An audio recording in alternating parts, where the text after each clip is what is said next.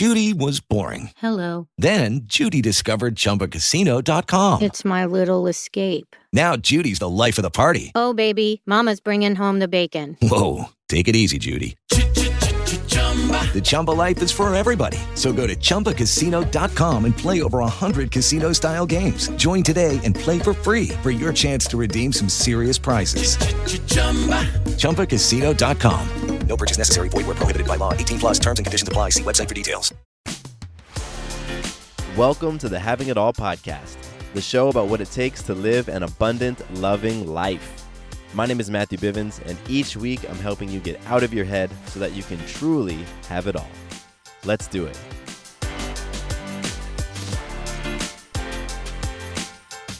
What's going on, beautiful people? Welcome back to the Having It All podcast. I'm Matthew Bivens, your balanced lifestyle coach, here to help you live and create your abundant, loving life. That is what we're up to in this podcast, and I love it. I love it so much. Today's conversation is all about taking risks. I want to help you to become the risk taker that you want to become. I want to help you to become more bold, to have more courage, and to jump into those scary situations that you're looking at and you're like, oh man, if I could just take this risk, I believe that something awesome would happen, but I'm so scared. I'm so afraid of taking this risk. I want to help you because I've been there. I've been in your shoes. I have been paralyzed by fear more times than I can count. And I want to let you know that you can get over that. You absolutely can. So I'm going to give you some very specific things to do and think about that are going to help you to be more bold when you're afraid of taking risks. So I'm really excited because I just got back from a conference. I was in Orlando for about 5 days. And I was at a podcast conference called PodFest, and it was just such a cool experience to be around a couple thousand other podcasters from all over the world, people who are doing really cool, really unique things. I mean, the types of podcasts that are out there, like it is wild. Some are so specific, so niche, and so kind of creative and quirky. And you know, whenever I'm around like-minded people, I just get like my creative juices get flowing, and so I'm literally like bubbling right now with all this energy and creativity and all these ideas. And what's going to be cool is you're going to see it and you're going to feel it in this podcast because I got some stuff that I've been wanting to add and change and update and shift. And I think being at this conference will be the catalyst to a lot of really, really cool things. So that's actually part of my magic. My magic was being at the conference, and specifically it is how everything flowed. Everything worked out beautifully, and it happened because I trusted. So this was a last-minute decision to go down to Orlando for this conference. Normally, I would plan something like this out months in advance, but I bought my ticket the week before I left. So, you know, planning out my transportation down to Orlando, from Atlanta to Orlando, figuring out how I was going to get down there, where I was going to stay, even the ticket itself, and figuring out how I could get a ticket, like a discounted ticket, because I don't want to pay full price. So figuring out how to get all those things done and do it in a manner that didn't create a lot of stress within me, that was my goal. And so the magic was just watching as everything fell into place. My ride fell into place, my hotel fell into place, my tickets fell into place, even like figuring out how I was going to get to and from the hotel to get food, you know, because I didn't bring a car. All of that stuff fell into place, and it was so beautiful, and it just reminded me that everything works out. You know, like in hindsight, I can look back and just say, yo, dude, everything works out. You don't have to stress. You don't have to stress. Like, I just want to, in the moment when stress starts to kick up, my goal is to have a lot of examples like this weekend in my back pocket that I can say, dude, you don't have to stress. Remember what happened when you were stressing about the conference? And then when you started trusting and how everything worked out, like that can happen all over the place. So that's my magic. Really, really cool experience. And again, I'm just excited for all the fun things that are going to come out of this. So for you, if you feel inspired, think about some magic in your life. How have you influenced self, others, or life in an empowering way? And hit pause, literally hit pause on the episode so you can reflect on your magic. And then when you start it back up, you can meet us over at Listener Love. And for today's Listener Love, I want to send some immense gratitude and appreciation to you. Yes, to you for choosing to hang out with me on this particular episode, because I realized that you could do anything with your time. You could pick any other podcast or YouTube video or book or whatever. And the fact that you chose to listen to this and chose to spend this time with me today is truly incredible. And from the bottom of my heart, thank you for listening to this show. Thank you for supporting Having It All. And thank you for, in your own way, living the mission of helping people to see and feel and know that they can have it all and they can create their own abundant, loving life. So from the bottom of my heart, again, thank you so much. Okay, let's talk about risk. Let's talk about risk. You know, if you knew me from way back in the day, even through my early adult years, you would know that I used to be very, very risk averse. Very risk averse. So if something was too risky or too costly or just too scary, I was not doing it. No way. Not at all. And that risk averseness, that's even a word, but my avoiding of risk would happen in all these different areas of life. It happened in love and relationships. Like if there's a girl I had a crush on, I never told her. There's a lot of girls out there right now who I had crushes on that have no idea because I never said anything. It happened in school with my education, both in high school and in college. If there were classes or majors that I was interested in, but I didn't think that I was able to do it or I thought it was going to be hard, I wouldn't take it. It happened in jobs, jobs that sounded fun, sounded exciting and engaging that I really thought I'd be great at, but I just didn't think I had the right qualifications. I wouldn't go for them. It even happened in sports. I grew up loving sports, particularly soccer. And I remember there was a team that I wanted to join, but I didn't think I was as skilled as the other players. And so I didn't take the risk. I didn't even go out for the team. And there's a whole bunch of reasons why I never took those risks, I was afraid of failure. I was afraid of the embarrassment or the rejection. I was afraid of loss. I was afraid of being criticized. I was afraid of getting feedback. I was afraid of getting hurt. Physically hurt or emotionally hurt. I don't know. Maybe you can relate. Maybe you can relate to not taking risks and, the reasons why you don't take risks. It is Ryan here, and I have a question for you. What do you do when you win? Are you a fist pumper? A woohooer, a hand clapper, a high fiver. I kind of like the high five, but if you want to hone in on those winning moves, check out Chumba Casino. At ChumbaCasino.com, choose from hundreds of social casino style games for your chance to redeem serious cash prizes. There are new game releases weekly, plus free daily bonuses. So don't wait. Start having the most fun ever at ChumbaCasino.com. No purchase necessary. VGW Group. Void where prohibited by law. See terms and conditions. 18+. And for me, the result of not taking risks in my life is that I had a lot of low confidence. Just super low confidence. I didn't think I could do a whole lot. I had a very low belief in myself, particularly in tough situations. I just didn't feel like I had the grit or the perseverance or whatever to kind of make it through tough situations. I even used to get really frustrated that I didn't grow up with a more rough, childhood. There was a point in my life that I wish I grew up in a lot of poverty, because I told myself, well, at least that would have, forced me to be able to survive in a challenging situation. That was the stuff that I used to think, kind of blame my upbringing. It's real. It's me being honest. Not taking risks also resulted to me being really sensitive to criticism, sensitive to feedback. I just could not handle what I perceived as somebody being critical of me. I took everything personally. And I also was intimidated by risk takers. Folks who I saw taking risks in life, they just intimidated me. It was just one of those things that I saw it as a quality that was beneficial, but the idea of doing it myself was really scary. And in my coaching, when I work with folks, we go through our values, and I have my clients identify what are called moving away values.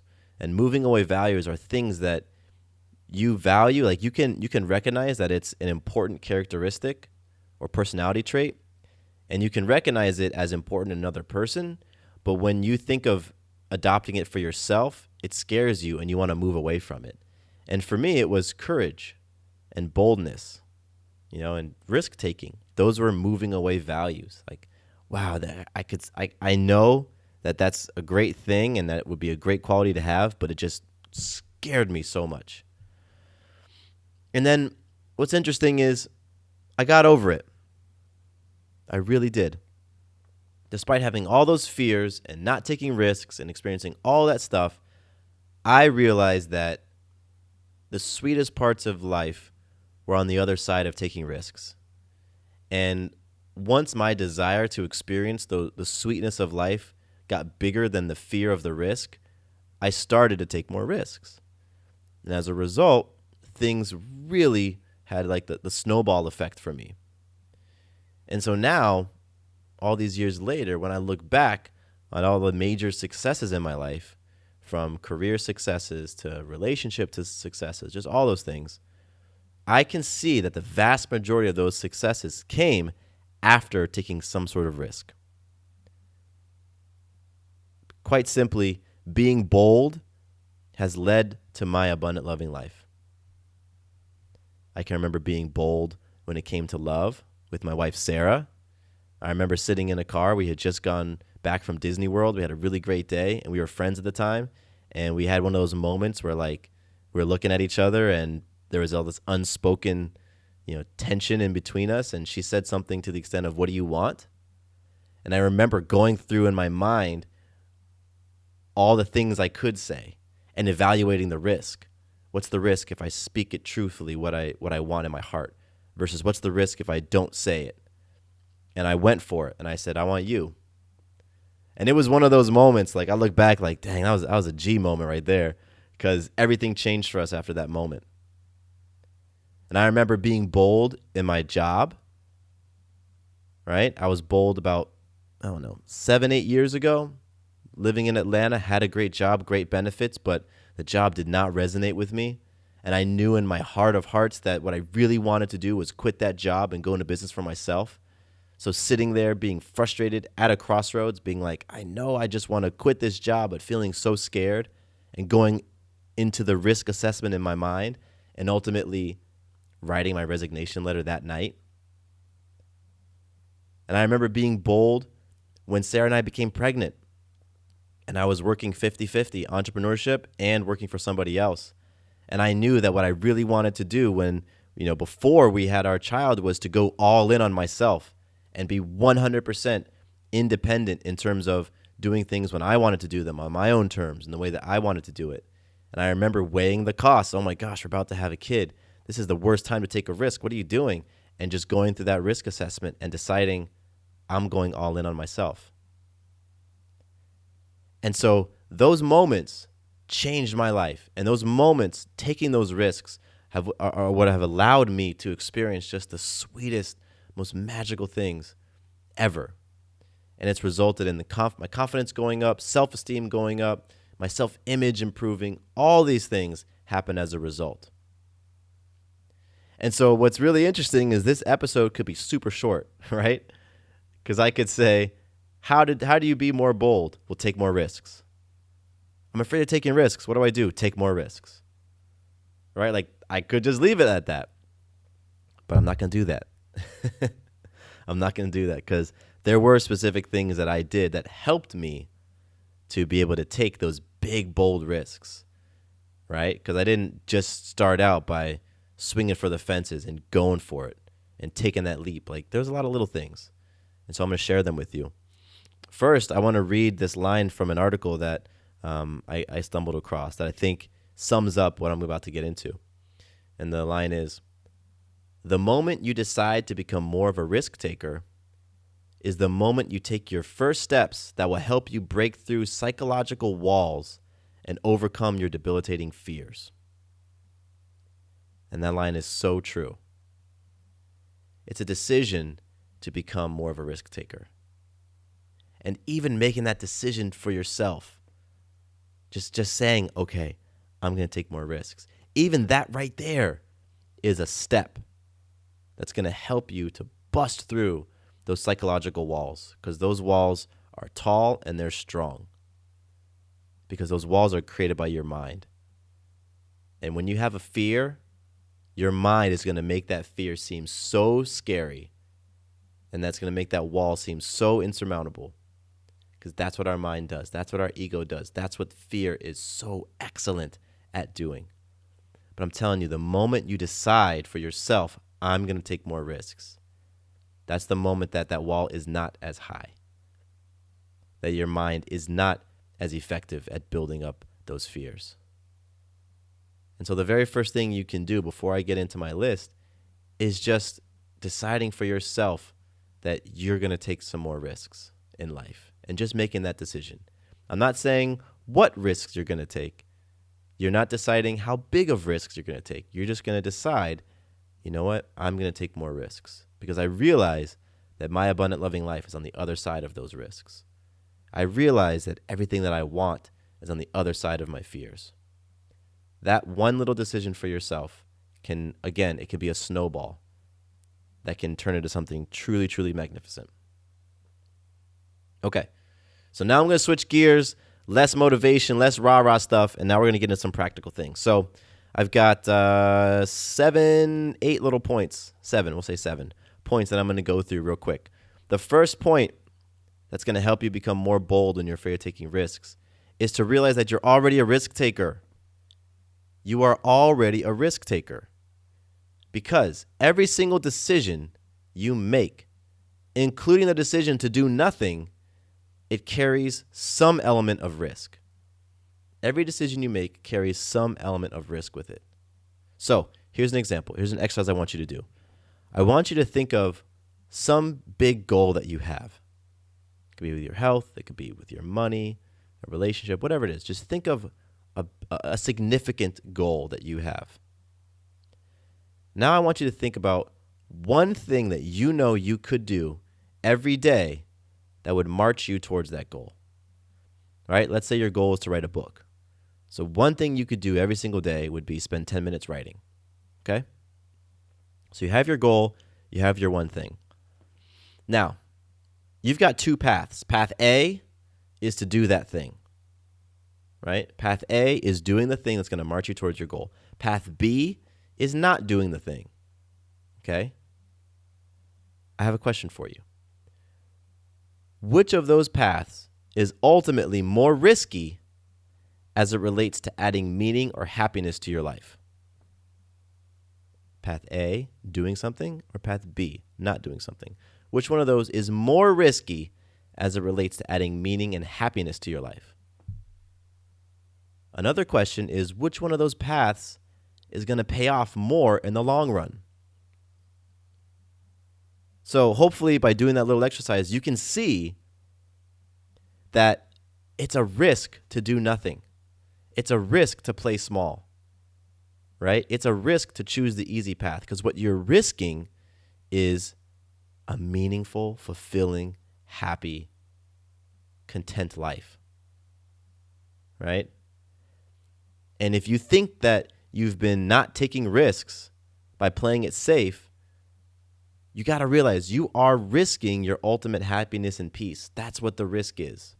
So you're already a risk taker. Stop telling yourself you're not a risk taker. You are.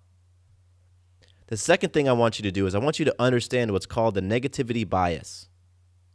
So it's a term in psychology, and basically what it means is that the negative moments in your life, the moments when things went wrong, when things didn't work out, those moments stand out.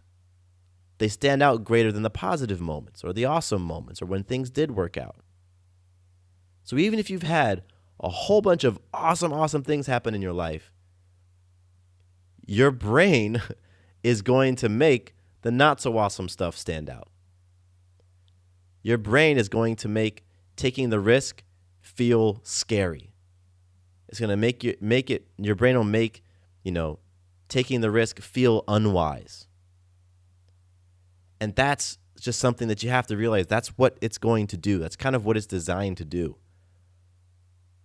keep you in your comfort zone. That's what our egos are designed. It just wants us to stay comfortable.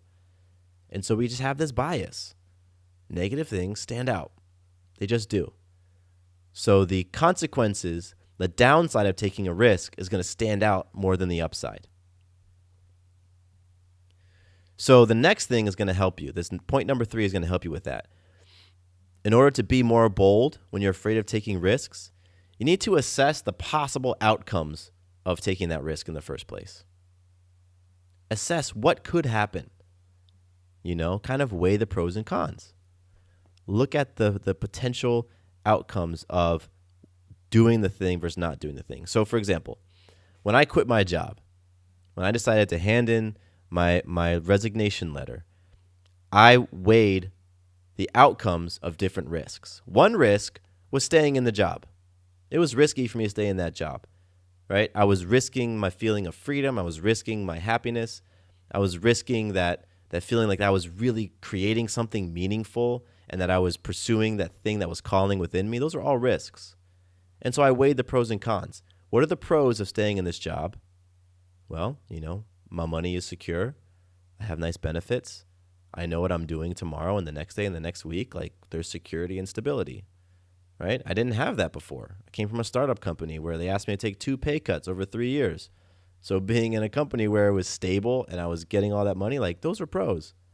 The cons were all the things I didn't like about the job at the time, right? And, not pursuing the thing that was calling me. So I did that for risk number 1, staying in the job. Risk number 2 was quitting the job. So what are all the potential outcomes of quitting the job? What are the pros of quitting the job? What are the cons of quitting the job? Right? When I went through and did that, what I found was that the cons of quitting the job were not as big and scary as my mind was making them out to be. Right? Like, let's say I quit that job and I pursued my thing and it didn't work out. Right? That's the worst case scenario. You quit your job, you go and pursue your idea, and you fail at it. And so I went down the path of, okay, what happens then? Well, if I fail at it, I can try a different idea, right? I can pivot. I can try to go back to the job that I quit and see if they still have a space for me. Or I can find a different job. And once I did that, I realized, wow, you know what? It's not that risky. If I try this thing and I fail, I can just go get another job. Jobs are available. I'm a smart guy. I can figure it out. And literally that helped me to make that decision because the risk didn't seem so scary. Initially, the risk seemed huge, but once I went to this assessment, it didn't seem so scary. One way a thing that you can do to help assess the possible outcomes of the risk is to talk to somebody, but talk to somebody who is neutral and who can help you actually assess the risk objectively. Right? If you're thinking of taking a risk and you go talk to your best friend who's super risk averse themselves, what do you think is going to happen? They're probably going to talk you out of taking that risk because the idea of taking the risk is scary to them too. You don't want to do that. Go find somebody who can be neutral, who can help you to just look at both sides, the pros and the cons, and weigh them objectively. That's going to help you to be able to really assess and look at this risk without all the emotion tied to it. There was another article I was looking at around this topic. I wanted to read a few points of it. This article is from Forbes. It's called "Take a Risk. The Odds Are Better Than You Think." And one of the things that really struck me is the author talked about how bad we are, honestly, at assessing risk. And here are the 4 things that the author said that we do all the time. First, we overestimate the probability of something going wrong. Overestimate the probability of something going wrong. So it means you're focusing more on what might go wrong than what might go right. Looking for a new career? Welcome to Do HVAC Training Service Center in North Charleston. Enroll today in our comprehensive HVAC training hands-on field experience-based program, covering troubleshooting, maintenance, installation, and more on various HVAC systems and ductwork. We offer EPA and NAEP preparation and testing, along with various certifications. Enjoy payment options. Achieve certification in under 5 months. Enroll now for your new journey of skill development and career advancement. Log on to dewhvactrainingsc.com to inquire. Judy was boring. Hello. Then Judy discovered ChumbaCasino.com. It's my little escape. Now Judy's the life of the party. Oh, baby, mama's bringing home the bacon. Whoa, take it easy, Judy. The Chumba life is for everybody. So go to ChumbaCasino.com and play over 100 casino-style games. Join today and play for free for your chance to redeem some serious prizes. ChumbaCasino.com. No purchase necessary. Void where prohibited by law. 18 plus terms and conditions apply. See website for details.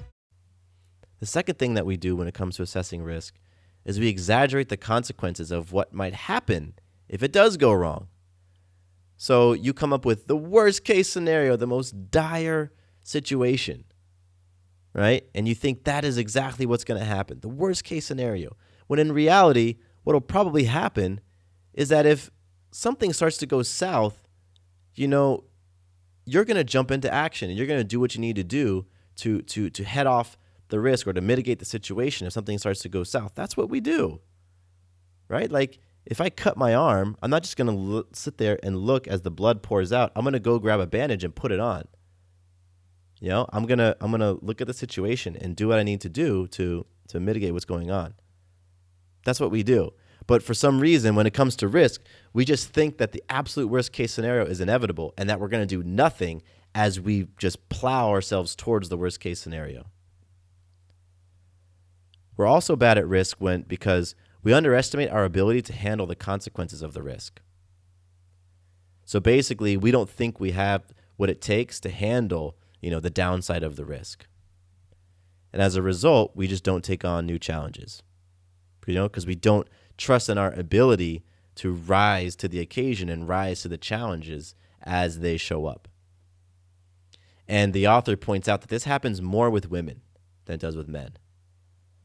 So women believe that they don't have the capability to handle the challenges that could come with taking a risk, and therefore they don't take a risk. So if that's you, ask yourself, do you do that?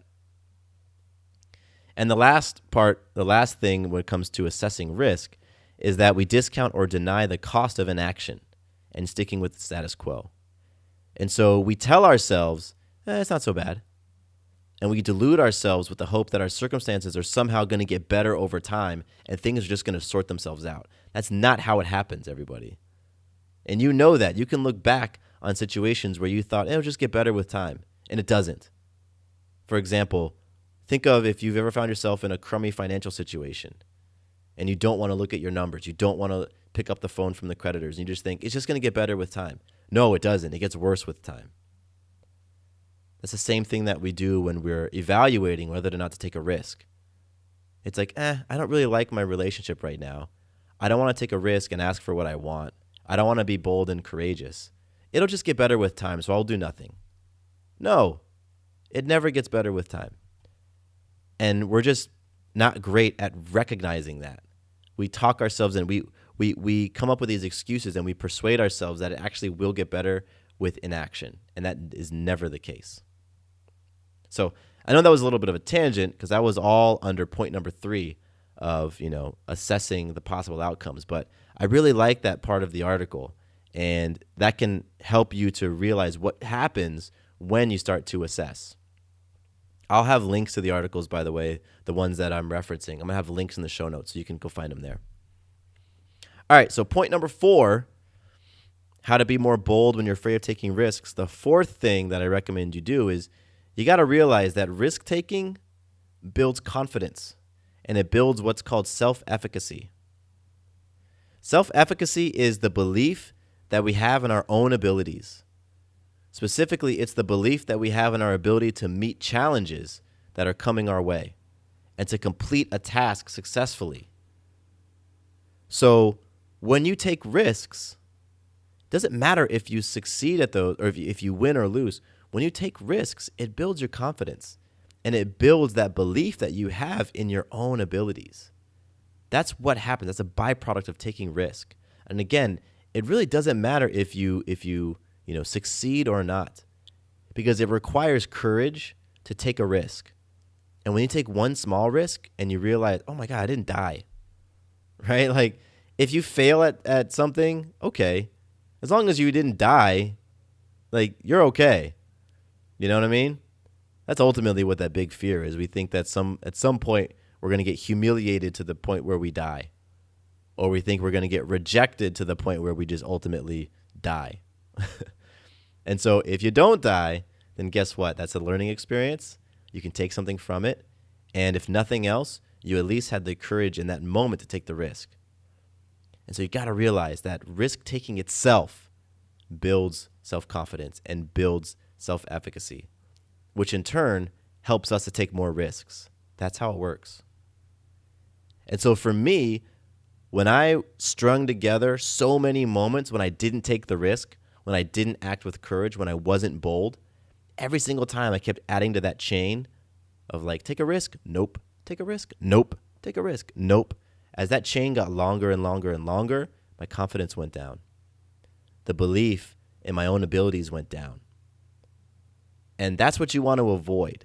You want to avoid stringing together a whole lot of moments where you played it safe and you played it small and you backed down from adversity. Because it's going to have an impact on your own belief that you can handle it and that you can do it. Number 5 is to take risks when you're clear-headed. Take risks when you've got like a clear mind. You know, there's going to be small risks in life that we're going to jump into and we're going to take those risks out of impulse. We're going to be impulsive. We're going to jump into them. All right, that's cool. You know what I mean? Like, I remember I was at the river one time. There's a big river here in Atlanta called Chattahoochee River, and they've got these cliffs that people jump off of. And I remember when I was a kid, my dad and I, we were floating on a raft, and we saw the people jumping, and I like wanted to go do it. I knew it was risky, but I was like, I'm going to go do it. So I swam out there and I jumped off. Like, that's not a huge risk. That's a small risk, right? And so you can just act on impulse on that stuff. With the big things in life, with big risks, take those risks when you have a clear head, okay? It's going to help you when it comes down to ultimately moving.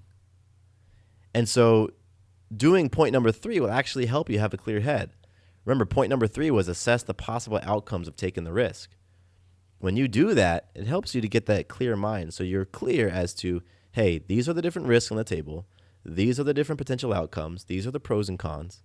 So when you do that, now you can come from that clear head and you can jump in fully. That's my recommendation.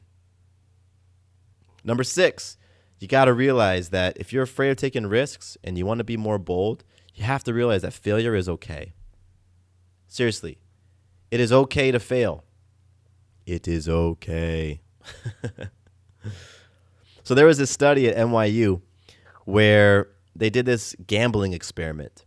So they split people into groups, and they told one group each group was gonna be gambling, right? Like, gambling with money. They told one group, like, hey, listen, losses are completely inevitable. You're going to lose your money. It's okay to lose your money. It's acceptable to lose your money. It's going to happen. And they did not give the other group the same pep talk. And so at the end of the study, what they saw was the people who expected to lose, they didn't become frustrated or dejected when they actually lost money. And what was really cool is they actually outperformed the other group, right? They ended up taking more intelligent risks when they knew that failure was going to happen. So, I'm telling you right now, it's okay to take a risk. It's okay to take a risk and not have things turn out the way you want. All right? It is okay. You're not going to die. People are not going to hate you. The world's not going to come crashing down. You are free to try things. You are free to try things. You are free to explore. And it's okay if it doesn't work out. Number 7, the final thing that's going to help you to be more bold when you're afraid of taking risks is I want you to remember the 5 regrets of the dying. I have brought this up in so many episodes, the 5 regrets of the dying by Bronnie Ware. She worked in hospice for a long time. She saw many, many, many, many people on their deathbeds, right? When they're experiencing their last days or last moments of life. And in those conversations, she saw a pattern. There were 5 top regrets of people when they were on their deathbed. The 5th regret was, I wish I had let myself be happier. The 4th regret, I wish I had stayed in touch with my friends. The 3rd regret, I wish I'd had the courage to express my feelings. The 2nd regret, I wish I hadn't worked so hard. And the 1st regret, I wish I'd had the courage to live a life true to myself, not the life others expected of me. You can see risk in a number of those regrets, right? It's a risk to let yourself be happier. It's a risk to have the courage to express your feelings. It's a risk to have the courage to live a life that's true to you. So if you want any sort of motivation as to why taking risks is a great thing, something that you want to do more of, it's so that you don't end up on your deathbed full of regrets. Far too many people have all these regrets. And you've heard the quotes that you regret the things that you didn't do rather than the things that you did. People don't regret the risks that they took, generally. They regret the risks that they did not take. And you don't want to be left with what if. That's probably the worst thing ever, is to be sitting and you are in a position to do nothing about it and you're full of what ifs. What if I had told that person that thing? What if I had quit that job? What if I had gone out for that team? You know, I gave you the examples from my life when I was bold, right? When I told Sarah, yeah, I want you. When I quit my job and handed in my resignation letter. When I left my marketing agency to go all in on myself right when Sarah and I got pregnant. I couldn't imagine what it would be like today to look back and had not taken those risks and to be sitting around with the what ifs. What if I'd ever told that to Sarah? Wow, boy, my life would be so different if I didn't go for it in that moment. Right? What if I hadn't quit my job? I mean, it's 2 different lives. It's just, 2 totally different paths. So if you're sitting here and you're like, man, I know there's some areas of my life where I'm just so scared of taking risks and I don't know how to be bold, connect with those 5 regrets of the dying. That's not just, somebody making that up. Like, this woman sat down with these folks, and these men and women shared these regrets with her. You don't want to end up like that. Trust me, you do not want to end up like that. There's nothing you can do about it. There's nothing you can do about it in this lifetime. So, in closing for today, I just want to let you know that you can take some action. You can start right now in taking some risks. And it doesn't need to be you just jumping headfirst into the biggest, scariest thing ever, right? You don't have to do that. But you can practice taking tiny, tiny little risks, right? Just doing one little thing that's risky every day. So in my COI, my Circle of Influence, my weekly accountability group, one of our members for, 4 or 5 weeks, she had a weekly goal of talking to strangers because that was very scary for her. And she was afraid of all the things I mentioned before, being rejected, being criticized, all that stuff, being embarrassed. And so she set a goal for herself to just talk to a stranger, whether it's at Starbucks or the grocery store. And it was a risk. It was a small risk that she did every week. And it had huge, huge ripples in her life. So I'm sharing that with you because if you have been afraid of taking risks, if you don't consider yourself bold, right? If you've been risk averse your whole life, you can turn that around. You have the power to do that. And it can start today by just making that agreement with yourself. Again, make that agreement with yourself that I'm going to start taking more risks. And identify simple areas and simple ways that you can take risks. I guarantee you that the outcome is so much sweeter than the fear of doing that thing. I promise you. So much of it is just in your head. Right? And if you don't believe me, then all I say is prove me wrong. Go out there, take a risk, prove me wrong. Because ultimately, you're playing to have it all. You're playing for your abundant, loving life.